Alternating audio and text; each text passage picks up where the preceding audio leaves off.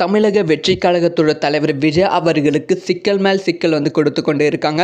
முக்கியமாக திருச்சி சுற்றுப்பயணத்தில் மிகப்பெரிய சிக்கலை விஜய் அவர்களுக்கு கொடுத்துருக்காங்க. ஸோ விஜய் அவர்கள் இது எப்படி ஹேண்டில் பண்ண போகிறாங்க அப்படிங்கிற விஷயத்தை வெயிட் பண்ணி தான் பார்க்கணும். என்ன நடந்தது டீட்டெயிலாக பேச போகிறோம். அதாவது விஜய் அவர்கள் முழு நேர அரசியல்வாதியாக ஈடுபட போகிறாங்க. செப்டம்பர் 13ஆம் தேதியிலிருந்து திருச்சியில் தன்னோட சுற்றுப்பயணத்தை ஆரம்பிக்க போகிறாங்க. ஸோ திருச்சியிலிருந்து 120 நாட்கள் சுற்றுப்பயணத்துக்காக மட்டுமே செலவு பண்ண போகிறாங்க. ஸோ ஒரு தொகுதி அதாவது 2 தொகுதி ஒரே நாள கவர் பண்ற மாதிரி பிளான்ல இருக்காங்க. ஸோ அதுக்கான ஸ்ட்ராட்டஜி எல்லாமே ரெடி பண்ணியிருக்காங்க. ஒவ்வொரு தொகுதியில் என்ன பேச வேண்டும் அப்படிங்கிற விஷயம் எல்லாத்தையுமே விஜய் அவர்கள் நோட் பண்ணி வச்சிருக்காங்க அப்படிங்கிற செய்திகள் வெளியாகி இருக்கு. ஆனால் இந்த சுற்றுப்பயணத்திற்கு திமுக ஒரு பெரிய தடையை போட்டிருக்கு.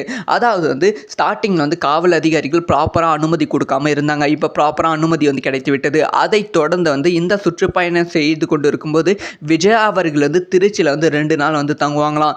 அப்படி திருச்சியில் 2 நாள் தங்கும்போது ஹோட்டல் தேவைப்படுகிறது. ஸோ விஜய் அவர்களுக்கு ஹோட்டலா அப்படின்னு கேட்ட உடனே எந்த ஹோட்டல் நிர்வாகம் விஜய் அவர்களுக்கு ஹோட்டல் கொடுக்க முன் வரவில்லை அப்படின்னு சொல்லப்படுகிறது. இதுக்கான 2 காரணம் என்ன அப்படின்னு பார்த்தீங்கன்னா, ஒன்று விஜய் அவர்கள் கண்டிப்பாக ஹோட்டலில் தங்கும்போது நம்ம ஹோட்டலில் தங்கும்போது அவர்களோட ரசிகர்கள் எல்லாருமே ஹோட்டலை நோக்கி வருவாங்க.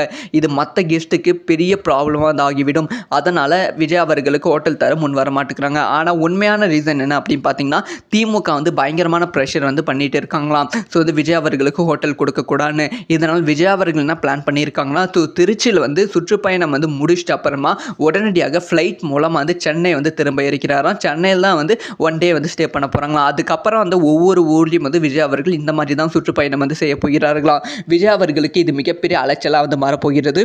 இதெல்லாம் எப்படி ஹேண்டில் பண்ணிட்டு விஜய் அவர்கள் சுற்றுப்பயணத்தை சக்ஸஸ்ஃபுல்லாக முடிக்க போகிறாங்க அப்படிங்கிற விஷயத்தை வெயிட் பண்ணி தான் பார்க்கணும். ஸோ இந்த ஒரு விஷயத்தை பற்றி உங்களோட ஒப்பீனியனை கமெண்ட்டில்